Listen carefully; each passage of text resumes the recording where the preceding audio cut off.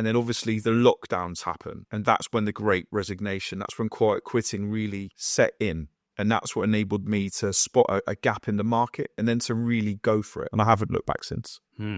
Tell me more. What happened then in lockdown from your perspective? How did things develop for you? Believe it or not, my job didn't change too much. Okay, but I was at home a lot more. So I remember I flew back from Palm Beach, from Florida, from the first time it happened. And I remember going to Tesco's to do my daily food shop and being, wow, there's people queuing outside of Tesco's. That was the biggest shock to me, that something wasn't quite right, that something's going to be different. And obviously the impact of it is that people work from home. And I think that planted a seed moving forward for men in particular, that they realize that there's more to life than work. What happens after that was the implications, the idea of the great resignation, quiet quitting, and in particular, high profile CFO, CEO level, C-suite level men leaving their jobs after COVID. That's what it did for me. It was almost like a great awakening. And I think that's what we're starting to see now with Gen Z, for example, is they don't want to live the life of their parents. They want to live differently. They want a more rounded lifestyle.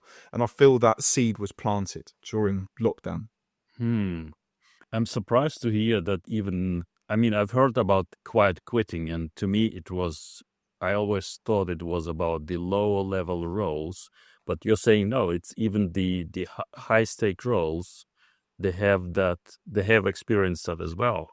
Absolutely. So the stats for that are overwhelming. There was a study done in 2001 and a study done, straight after COVID, a few years after COVID. And it was the same study. It was a study that basically looked at C-suite, CFO level professionals and what their lifestyles were like. So how long they spent with their children, how long they worked, how much they exercised, but most importantly, how many of them quit their jobs. It was over a 40% difference from 2001 to 2021. The amount of people that left their jobs, especially in high level roles, was overwhelming. And the biggest indication of it was burnout, work-life balance.